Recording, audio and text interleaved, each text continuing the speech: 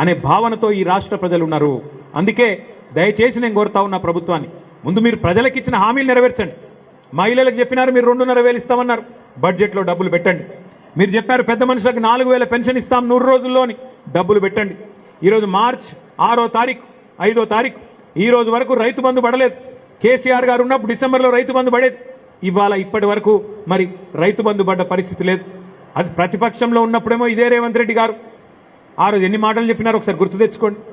అయ్యప్ప సొసైటీలో కొన్ని నిర్మాణాలు ఆనాడు కొత్తగా వచ్చిన ప్రభుత్వం మరి కొన్ని డెమాలిషన్ చేస్తే ఇదే రేవంత్ రెడ్డి గారు మాట్లాడినారు.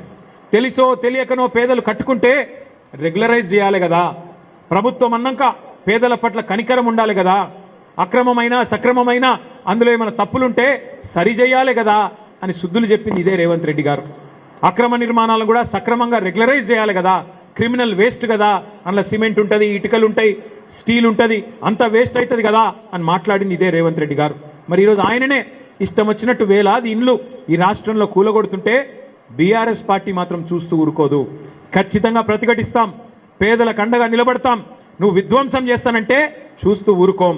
నీ 420 హామీలు అమలు చేసేదాకా, బడ్జెట్లో నువ్వు ఇచ్చిన 6 గ్యారంటీలు అమలు చేసేదాకా నిన్ను వదిలిపెట్టం.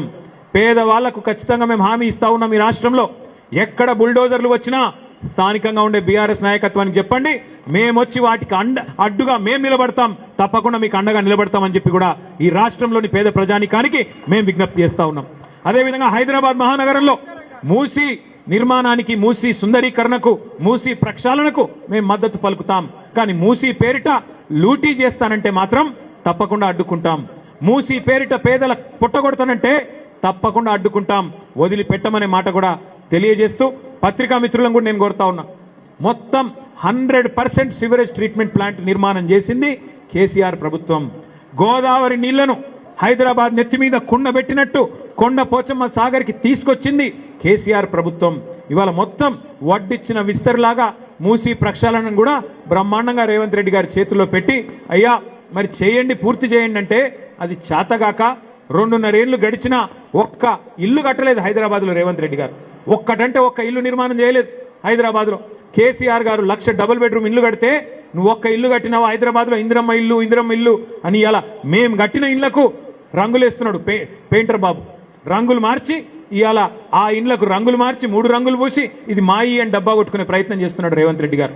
నేను ఛాలెంజ్ చేస్తా ఉన్నా రేవంత్ రెడ్డి గారు, ఈ 2.5 ఏళ్లలో హైదరాబాద్లో ఒక్క ఇల్లు నువ్వు కట్టినట్టు చూపెడితే నేను శాశ్వతంగా రాజకీయాలు వదిలేస్తా అని చెప్పి నేను ఇవాళ సవాల్ చేస్తా ఉన్నా.